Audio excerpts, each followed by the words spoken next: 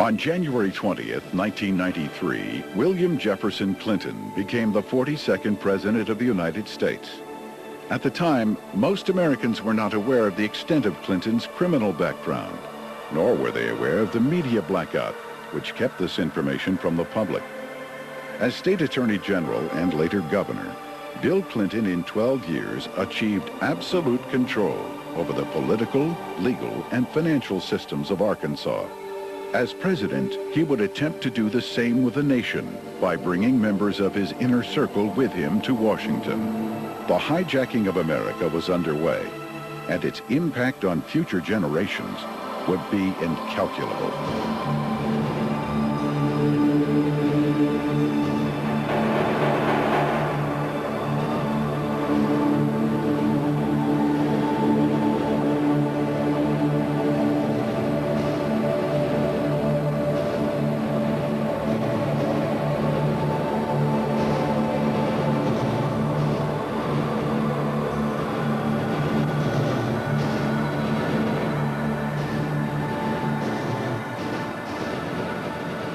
Bill Clinton was born in Hope and, of course, raised in Hot Springs. They had open bawdy houses over there at the time, and they had open gambling at the time. But Clinton grew up in that atmosphere, that different atmosphere of Hot Springs. If it felt good, you did it. He was selected to go to the national from Arkansas Boys State, to be a delegate to the National Boys State. And while he was there, he was able to meet John Kennedy. And I'm sure that sparked an ambition in this young man. And he apparently has always had an exceptional, keen mind, a keen intellect. And he early, evidently, had tremendous ambition. He was gifted in so many ways. The truth is, he's one of the most charming men that I've ever met in my life. He has more energy than any 10 people I've ever known. He was able to network himself into running for Attorney General virtually unopposed. And then he was able to take that position and catapult himself into the governor's office 2 years later and started building his foundation.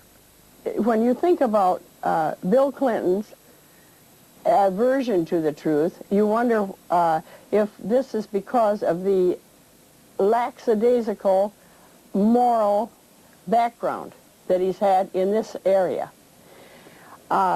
He lied about Rhodes, being a Rhodes Scholar. He never completed that and still said he was a Rhodes Scholar. He went to Moscow and did business with them against the United States government, and he wasn't challenged by the press about that. In Arkansas, while he was governor, he said he balanced the budget 11 times. He never did it once. Also, he said he didn't raise taxes, and he raised taxes 126 times. He can accommodate any situation that comes up because he's not hemmed in with the truth. I've never felt that Clinton, consciously or unconsciously, was hemmed in with morality.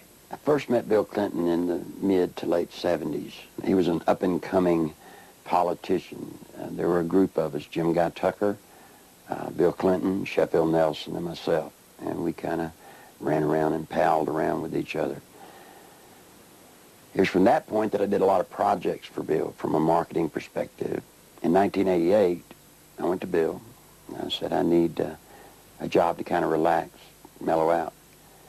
Bill Clinton and Betsy Wright, they suggested that I go to work for a place called the Arkansas Development Finance Authority. And they said my talents could really be used there. It was the best kept secret in Arkansas. The fact that I was brought in by Bill Clinton meant that there was something about me that everybody had to be careful with. After about 2 weeks, I went to Wooten Epps, and I said, Wooten, I think I've got enough background on this that we can start marketing it. Now, what is the criteria for loans? He said, whoever Bill wants to get a loan. To go back, though, to that moment in time, I'd been there about a month, and I realized that I was in the epicenter of what I'd always heard about all my life. What most people have heard about is the machine. I was literally working, sitting in the middle of Bill Clinton's political machine. It was where he made payoffs, where he repaid favors to people for campaign support. I was in an interesting seat, and I knew it. We had a board meeting. In that particular board meeting, I was sitting at the end of the table. James Brannion, who was chairman of the board at that time, was sitting at the head of the table. James Brannion stood up in a public restaurant, and he hollered at the Beverly Enterprises guy, Bobby Stevens, and said, "Did you get the $50,000 campaign contribution from the client that you're introducing the loan for?" He said, "Not yet." He said, "Well, then hold up the loan till we get it." I stood up, went up to James, and I said, "James, don't yell stuff like that. You don't need to be yelling it in a restaurant. That sounds real bad."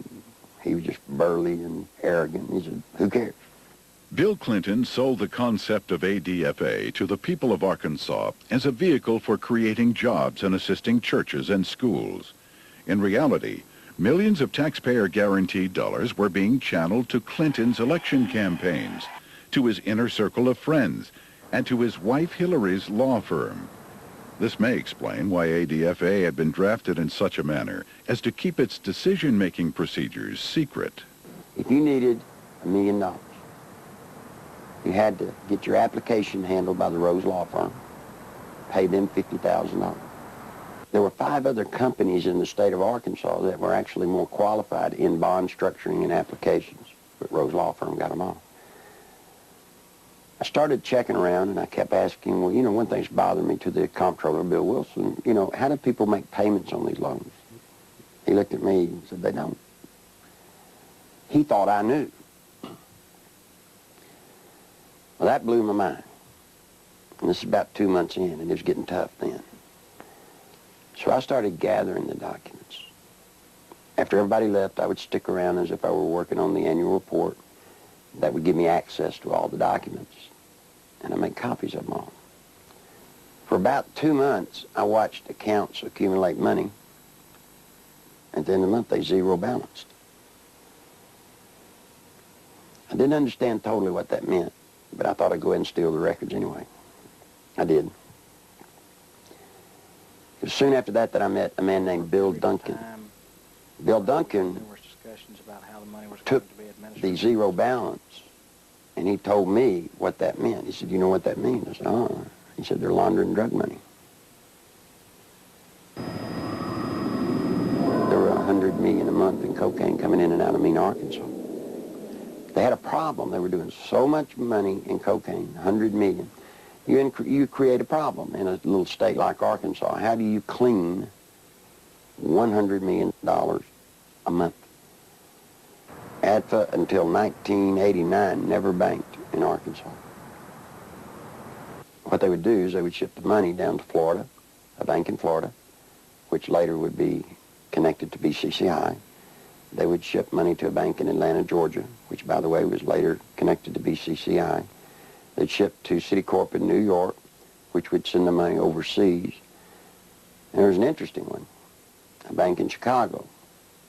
That bank, by the way, is partially owned by Dan Rostenkowski. Dan Lassiter would get the bonds. He would become the broker for the bonds. He would transfer money back to ADFA. He never sold a bond. The money then would leave ADFA, go into one of the various banks for the specific bond loan, and they would zero it out. When they zeroed it out, they were giving it back to Lassiter, less their handling fees. During the Lassiter investigation, we had numerous witnesses for the federal grand jury, had extensive testimony. People that was connected with Lassiter and drug use and everything else. His cocaine use become used as a tool for sexual favors and also for business deals, influence people. And that's when Mr. Lassiter become quite flamboyant with his cocaine use, and then ultimately led to his arrest and conviction.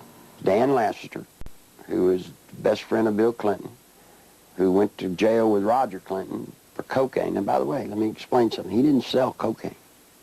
No, they were giving it away. Huge piles of cocaine in his office.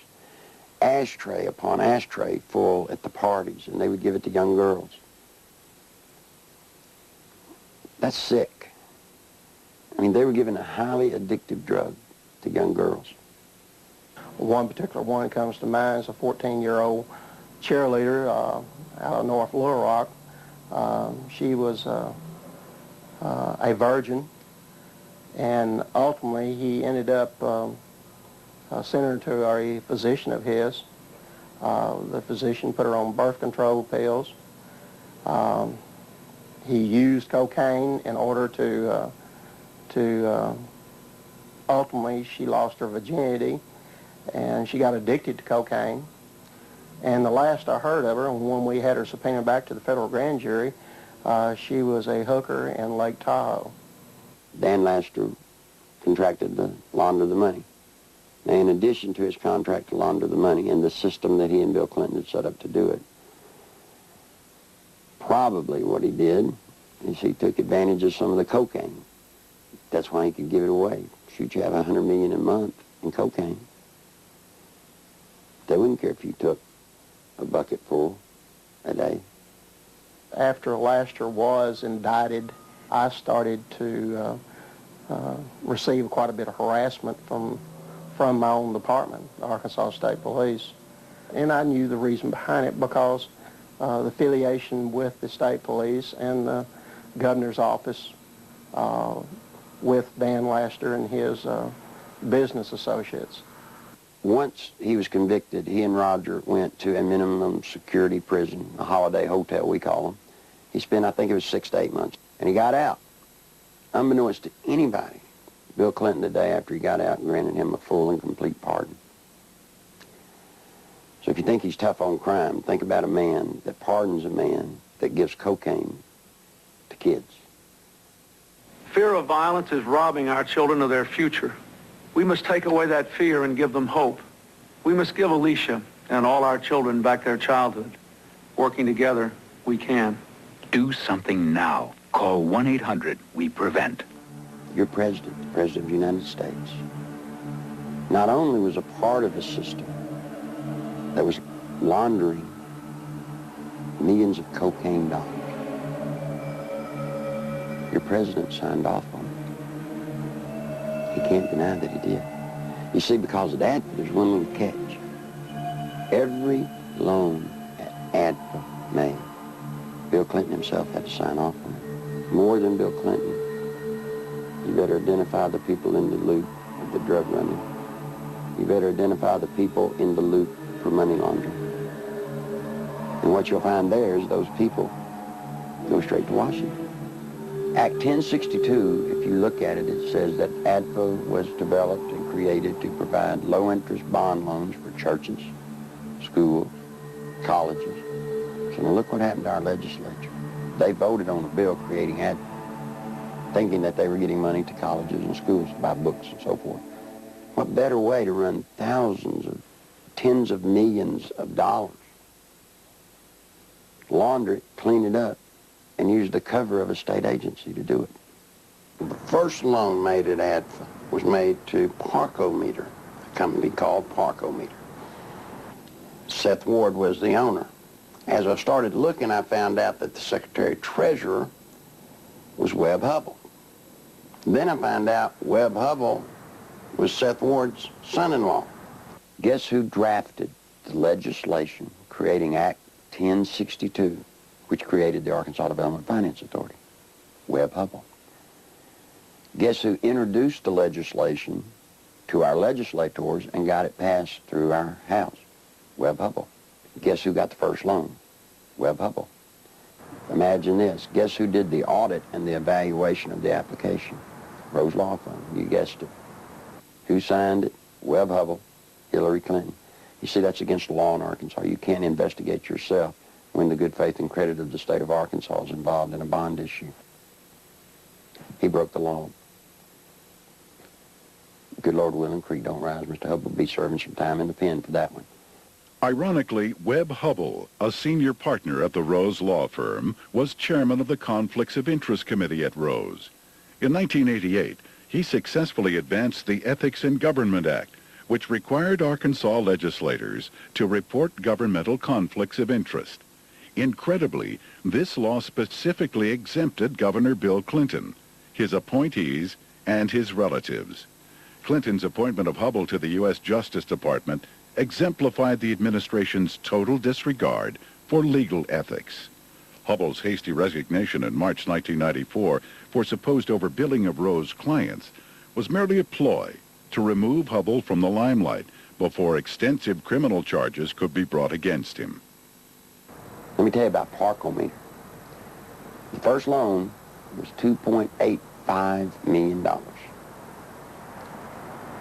Never was a penny of that paid back. It was all a scam. They had, let's say, 100 employees when they started. They got $2.85 million. You know how many employees they had after they got that influx of cash? 100. Didn't increase anything. There's not a new building on the property. They didn't even remodel a bathroom. As the newspaper people started inquiring about the Parkometer loans, what they found was that instead of making parking meters, Parkometer was actually building retrofit nose cone compartments that were being shipped to MENA.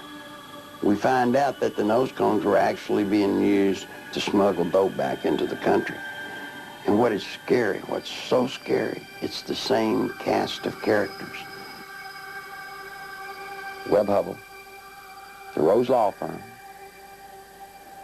are guilty, I say to you, of conspiring to defraud the state of Arkansas, the federal government, and conspired to solicit the sales and the laundering of money for illegal drugs. This is your president.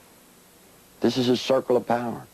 These are the people, when he got elected president, he did not pass go. He took them straight to Washington with him.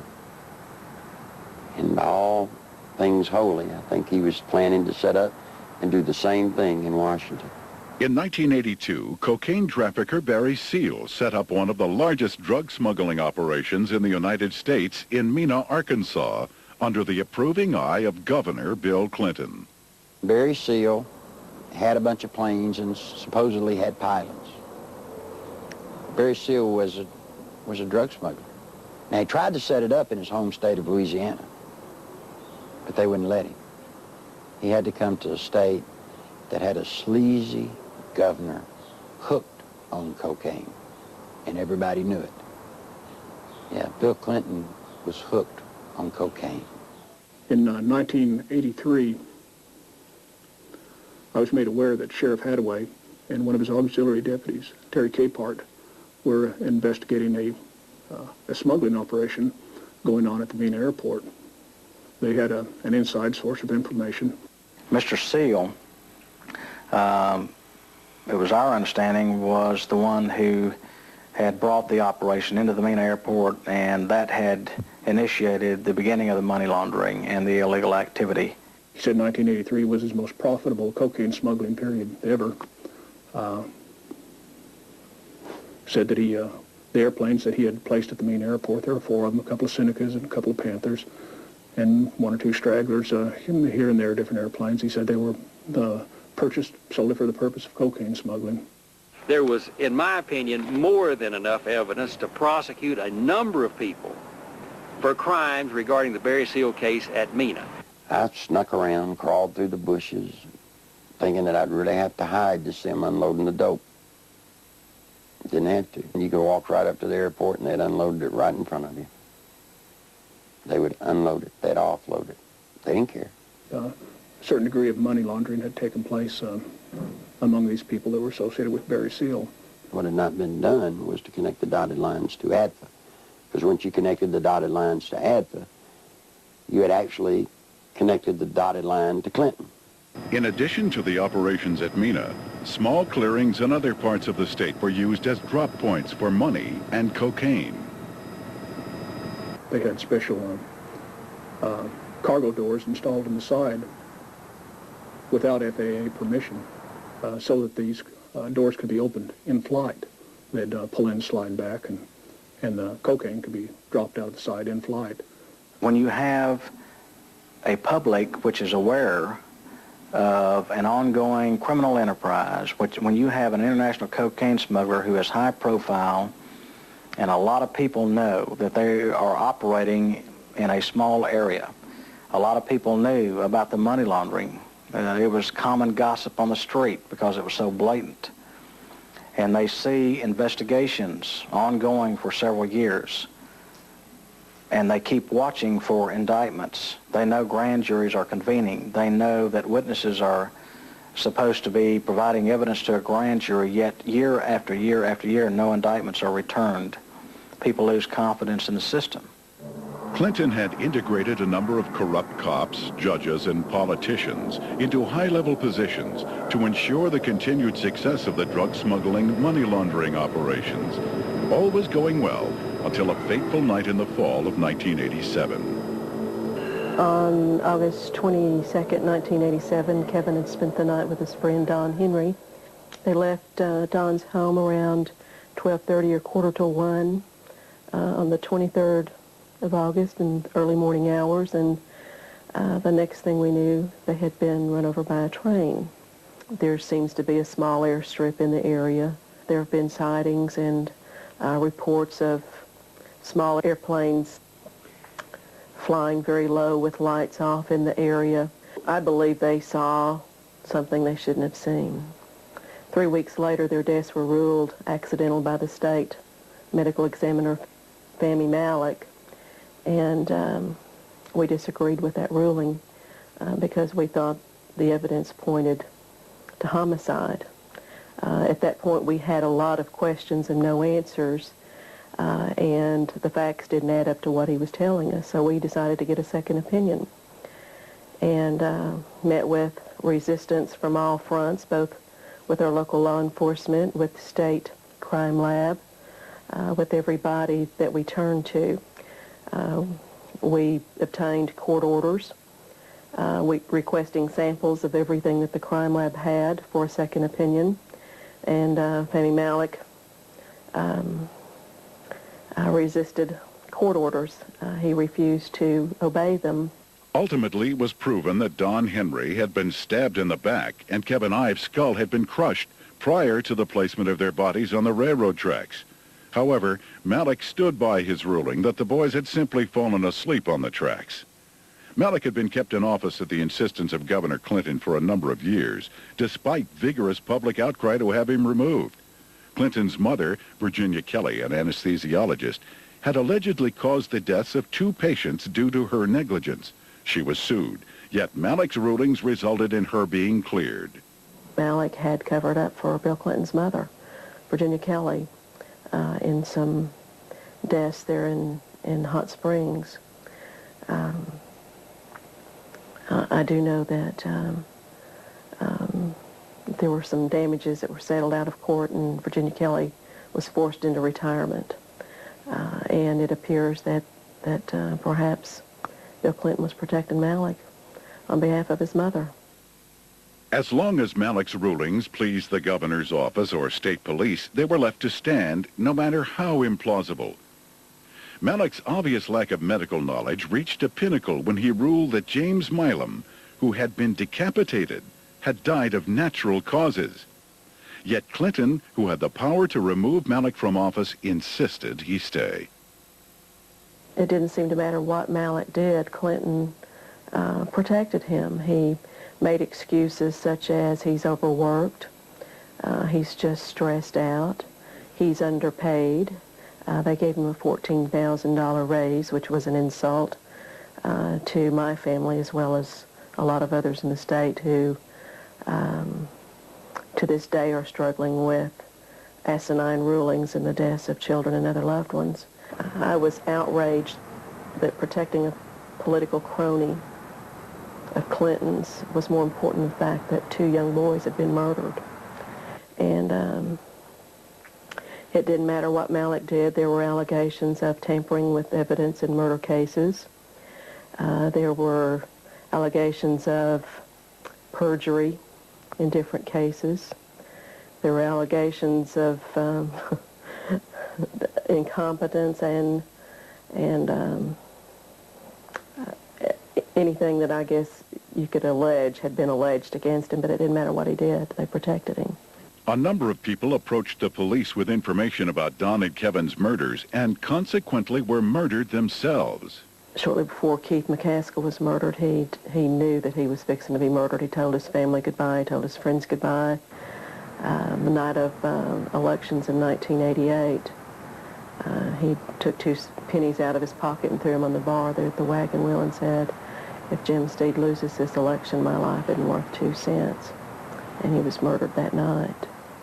Jeff Rhodes was a young man from Benton who was murdered in 1989. Shortly before his death, he made a phone call to his dad in Texas and told him he needed to get out of Benton, Arkansas, that he felt he knew too much about the boys on the railroad tracks and the death of Keith McCaskill. A couple of weeks later, Jeff was found dead. He'd been shot in the head. They'd attempted to cut off his head and hands and feet, set him on fire in a dump. A total of 6 people with information about the boys' murders were eventually murdered as well. This woman, former head of the Saline County Drug Task Force, had uncovered evidence of the Arkansas Police Department's participation in the drug smuggling operation and the cover-up of the boys' murders. She was forced into hiding. There aren't any words in the English language that can describe how it makes you feel as a parent or as a citizen of Arkansas to see what our officials are capable of doing. You know, I think we were just kind of naive, common, ordinary people.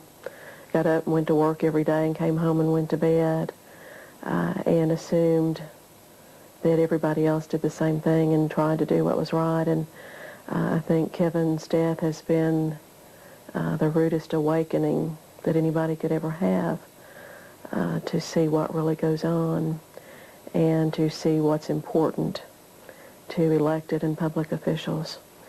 When Fahmy Malik finally became a political liability during the campaign for president, he was forced to resign. But guess what? Bill Clinton created a $74,000 a year job doing nothing just for him. I would like an answer from Bill Clinton as to why the main conspirators, as far as I'm concerned, in the murder of my son and the cover-up of the murder of my son have been elevated in status by creating cushy jobs for them. Meanwhile, Welch and Duncan's investigation into the operation at Mina was about to derail. We'd been so busy investigating, just concentrating, focusing, that it took a while to register that nothing was going to happen. We could not understand what was happening. Neither Mr. Welch nor I were ever subpoenaed to testify before the grand jury and present massive amounts of evidence of wrongdoing by associates of Barry Seal. No indictments were ever returned against any of the individuals, and I can tell you there was extensive evidence. There definitely was some suppression of evidence and definitely a cover-up of an investigation, and somebody should be held accountable as to why that happened. Not one major cocaine bust was ever made in Arkansas out of Mina, Arkansas. Now imagine that, 10 years nearly in its running. Never one truckload ever got caught. During the 1992 Attorney General's race in Arkansas, a member of Clinton's staff had approached Winston Bryant and had asked him to stay away from the Mina affair or the Mina matter. I've done quite a bit of investigation into the Mina Barry Seal case myself, and quite frankly, it is a federal problem. After Winston took office, Bill told me that he was no longer allowed to discuss the Mean Airport investigation from the Attorney General's office. The Attorney General's office is not like most Attorney General's offices across the country. We do not have the authority to convene a grand jury and initiate criminal prosecution. I've always thought it was a wonderful thing to be able to serve your country as a federal law enforcement agent. And for 15 years, I did not encounter anything like the corruption which I encountered after the Mean investigations began. President Clinton's verbal commitment to a war on drugs has been negated by his actions. During his first weeks in office, Clinton revoked random drug testing for White House staff members. He eliminated 121 positions at the Office of National Drug Control. And he appointed Jocelyn Elders as U.S. Surgeon General, despite her well-known desire to legalize drugs. That's important to know. That out of MENA came certain trails. One of the trails was to the banks down in Florida. One of those trails led to BCCI. And guess who started BCCI, helped form it? Jack Stevens, from Stevens Investment. Jack is a major stockholder in Worthing Bank. At a crucial period in the campaign, the bank advanced Clinton's candidacy $2.8 million. It happened that that's the identical amount that the Stevens company had made on a concocted transaction that involved student loan funds under Clinton's control less than 2 years before. An identical amount. That's very important. When Clinton had Laster, he didn't need the Stevenses. All of a sudden, in 1988, while I was at the Arkansas Development Finance Authority, in came the Stevenses. Laster was in jail. The ADFA had never even put its money in a state bank. It always kept its money in banks in Chicago, Georgia, Florida. When the Stevenses come in, they buy Worthing Bank. And guess where ADFA puts all of its money? Worthing Bank. When Bill and Hillary first took over, all they could talk about was how their health care program was going to go after the pharmaceutical companies. Well, lo and behold, stocks for the pharmaceutical companies went down. Who other than Vince Foster and Hillary Clinton took advantage of it, and they bought stock. All of a sudden, they go to Tulsa to the governor's convention, and guess what they say? They're not going to attack the pharmaceuticals. And guess what happened? The stock goes higher. I go to the meeting, I say, guys, come on. Doesn't that look a little weird? That's called, insider trading.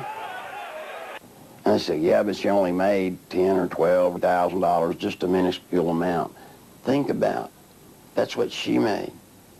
Has anybody gone to the trouble to look in to see how much Stevens Investments made off of that? One of Hillary's investments, under the direction of Tyson Foods counselor James Blair, netted almost $100,000 on an initial $1,000 investment, a nearly impossible feat using legal methods. I can't read their minds or speculate, but I had absolutely no reason to believe that I got any favorable treatment. Coincidentally, Governor Clinton enacted a number of state regulations allowing Tyson Foods to grow into the largest industry in Arkansas. Don Tyson put in $600,000-$700,000 all told in all of Bill Clinton's campaign. Guess what he got out of it? He got $10 million.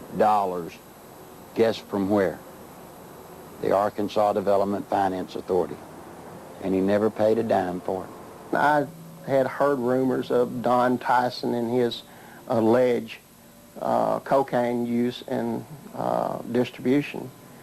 And I went through the intelligence files and come up with enough that I thought was sufficient amount of evidence to launch an investigation on Mr. Tyson's simply out of the Arkansas State Police intelligence files has been accumulated for years. Don Tyson was in the middle of the cocaine just like Bill Clinton, just like Dan Laster, just like Roger Clinton, and all the others. So you see, all of this incest and all of this drug running, all of the trafficking of drugs, sending them all over the nation, came out of Little Mena, Arkansas, right under the nose of little Governor Billy Clinton. I went to Bill, and I said, Bill, you've got 2 weeks to tell the truth, or I'm going to tell it. You're breaking the law, and I can't be a part of it. You made a mistake. I'm not one of your buds, or at least I'm not that big a buddy.